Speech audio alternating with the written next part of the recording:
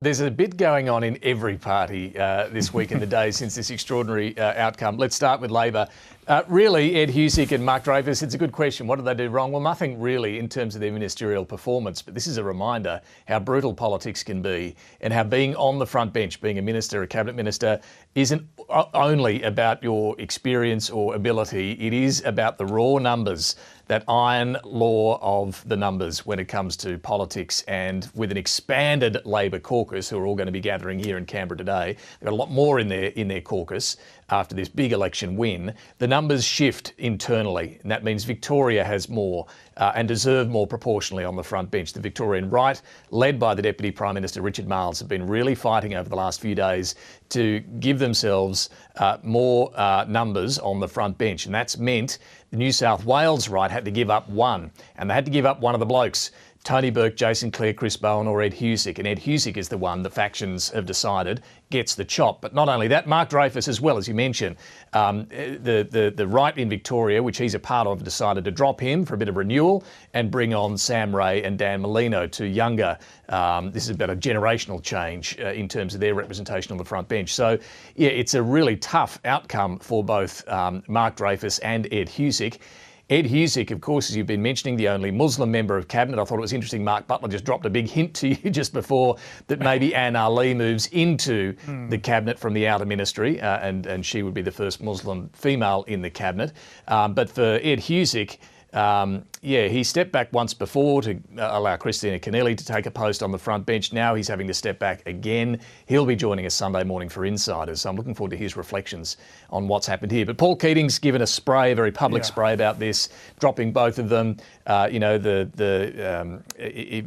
Poor decision, he's called it, of these weak factional leaders. These are good performing ministers, was his argument. He reckons the Prime Minister should have stepped in. That hasn't happened. So look, a lot of stability in the first term of the Albanese government, but the last few days around this frontbench shake-up, boy, we haven't seen this for a while. There's a lot of consternation going on. Yes, I thought Mark Butler's comments were interesting all week. The ministers have been saying, we don't engage in speculation, and even he didn't want to until he did. So, stay tuned for that. Indeed. And what about the other side of politics and the Liberal leadership? David, are we any closer to that being settled? And look, we've seen a new Pope being presented to the people this morning. There was white smoke.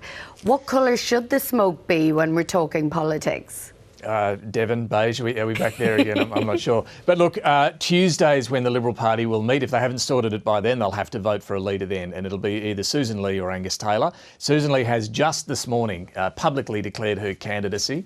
She's done an interview where she's talked about the Liberal Party needing to be a modern Liberal Party representing a modern Australia. She used the word modern quite a few times in the interview. She's the moderate candidate. She talked about also sending a strong signal to women by electing her as leader, the sorts of voters that deserted the Liberal Party, along with younger voters. They need to win back. So Sussan Lee is talking about modernising the Liberal Party. Angus Taylor is the Conservative side of the party and was the shadow treasurer, of course. He's been blamed a lot for the failure to put forward a more comprehensive economic plan, or indeed take the fight up to the Albanese government over all the cost of living issues. Didn't seem to hurt them much on the day. So there's a lot of back and forth going on in the party, and it's a pretty even contest at the moment.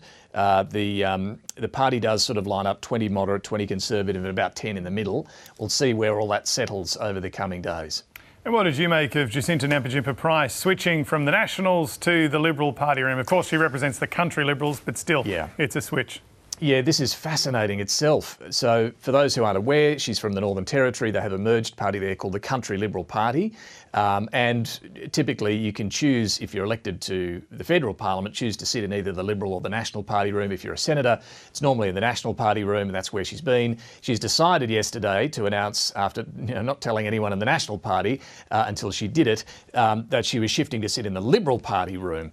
And what's more, there's an expectation that she's going to run as deputy leader on a ticket with Angus Taylor. Now, that's not confirmed yet, but she was asked last night about leadership ambition. She said she's not putting any limitations on herself.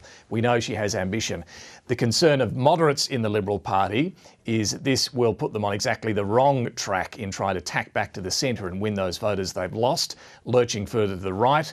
We know Jacinta Price shot to fame opposing The Voice, but has also said things on abortions, making that a national issue. She wants to limit late-term abortions. We know she wants to change the school curriculum. She spoke on Sky News last night about trying to get back to instilling pride in Australia and in Australians as one of the things she wants to pursue in the Liberal Party. So, yeah, we're already seeing, after a humiliating election defeat, absolute tension within the Liberal Party over what direction they should go.